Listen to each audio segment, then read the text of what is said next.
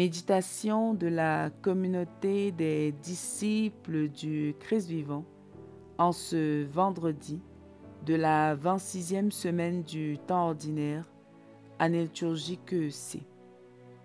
Évangile de Jésus-Christ selon saint Luc, au chapitre 10, les versets 13 à 16. En ce temps-là, Jésus disait : « Malheureuse es-tu, Chorazine, malheureuse es-tu, Bethsaïde, car si les miracles qui ont eu lieu chez vous avaient eu lieu à Tyr et à Sidon, il y a longtemps que leurs habitants auraient fait pénitence avec le sac et la cendre. D'ailleurs, Tyr et Sidon seront mieux traités que vous lors du jugement. Et toi, Capharnaüm, seras-tu élevé jusqu'au ciel? Non, jusqu'au séjour des morts tu descendras. Celui qui vous écoute, m'écoute. Celui qui vous rejette, me rejette. Et celui qui me rejette, rejette celui qui m'a envoyé. » Acclamons la parole de Dieu. Méditation.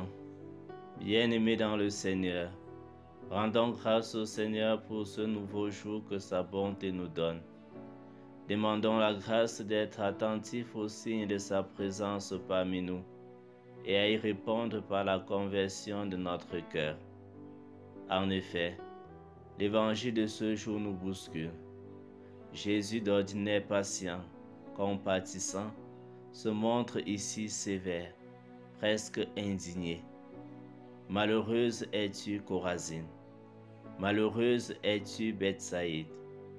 Pourquoi une telle colère? Parce que l'indifférence tue. Ces villes ont vu des miracles.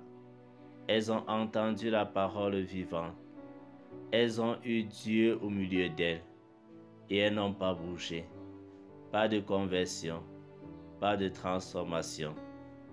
Ce n'est pas la colère qui anime le Christ ici, mais une tristesse brûlante.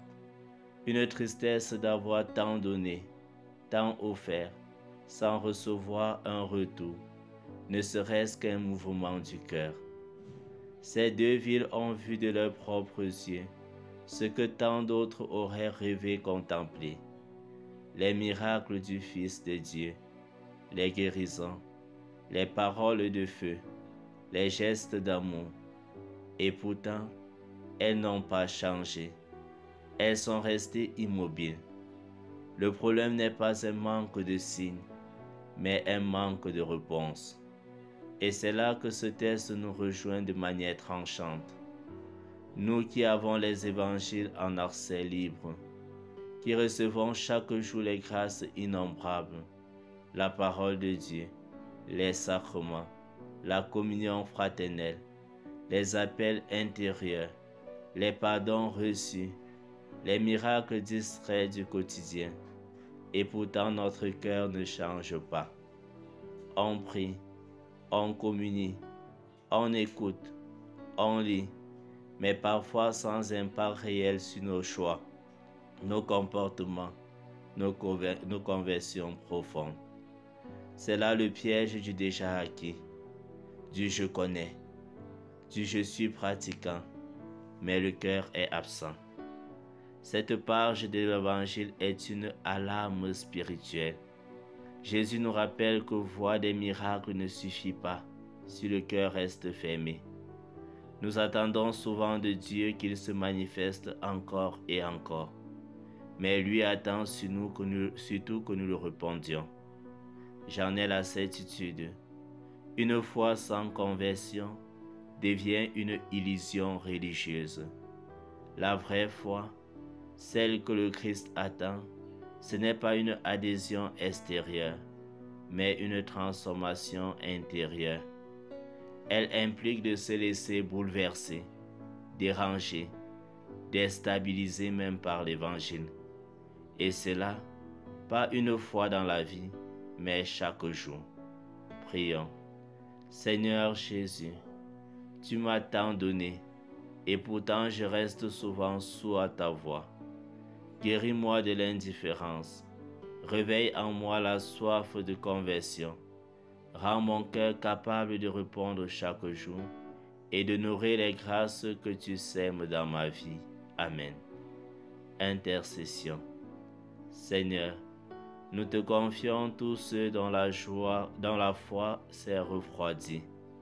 Donne à ton Église de retrouver la ferveur des commencements. Que chaque cœur endormi s'éveille à ta présence et à ton amour. Exercice spirituel. Prendre 10 minutes de silence aujourd'hui. Dans ce silence, reviens sur les derniers signes concrets que Dieu t'a donnés. Une parole, une rencontre, une grâce, une prière exaucée. Écrire-les. Pose-toi ensuite cette question. Qu'est-ce que j'en fais? Est-ce que j'ai changé quelque chose dans ma vie en réponse? Puis choisis une action concrète, petite mais réelle, à poser aujourd'hui en réponse à une grâce que tu as reçue. Il peut s'agir de pardonner quelqu'un, passer du temps avec une personne seule, confier une inquiétude au Seigneur dans la prière, prendre un temps d'adoration, couper une attitude qui t'éloigne de Dieu. Ne laisse pas passer la visite de Dieu aujourd'hui.